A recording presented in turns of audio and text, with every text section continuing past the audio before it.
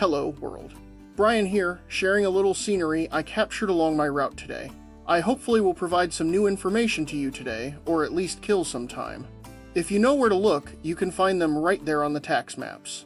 Boone County, District 08, it's called 6 Mile Creek. Not 5, not 7, just 6.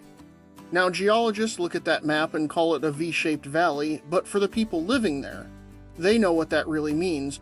It means those hills are so steep the sun doesn't even show up until noon and it's gone by 3. It means the road, the creek, and the house are all fighting for the same tiny strip of flat land. It's a beautiful spot, really, sitting right in the middle of some of the richest green forests on Earth.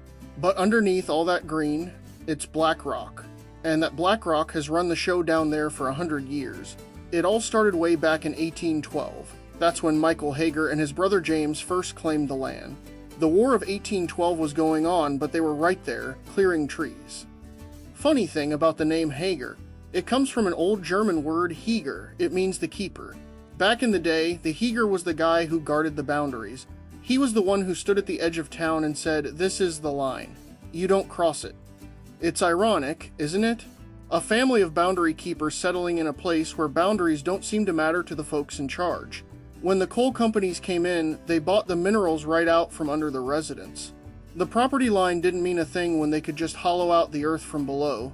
Then, of course, the state showed up. You want to know how life really works in the hollow? Just look at the Miller family. For 20 years, they had a bridge over the creek near their place, worked just fine. The water flowed, no problem. But back in the late 70s, the highway department decided a bridge was too much hassle. So they ripped it out and put in a pipe.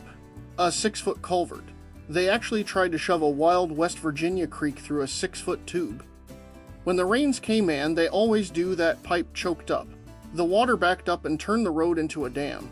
It totally flooded the Millers' garden, their truck patch where they grew tomatoes and corn to get by.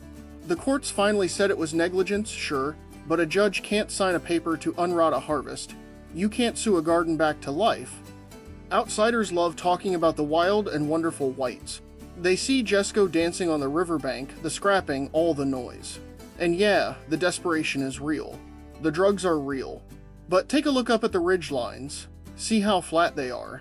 That used to be a mountaintop called Hobbit 21. They blew the tops right off to get the coal. And now, it's the Rock Creek Development Park. They're putting solar panels up there. First they farmed the bottoms, then they mined the seams. Now, on those flat, scarred tops, they're trying to catch the sun. And the danger hasn't gone anywhere. Just look at the Rolling Thunder mine flooding out recently. The water is always waiting. But hey, the people are still there. Just like the Adkins Cemetery on the hill, just like the Hagers, they're still holding the line. Thank you for riding with me.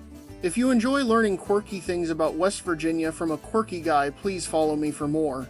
I am a 42-year-old grateful recovering alcoholic that is trying to share his day-to-day life with the world in hope of creating more hope.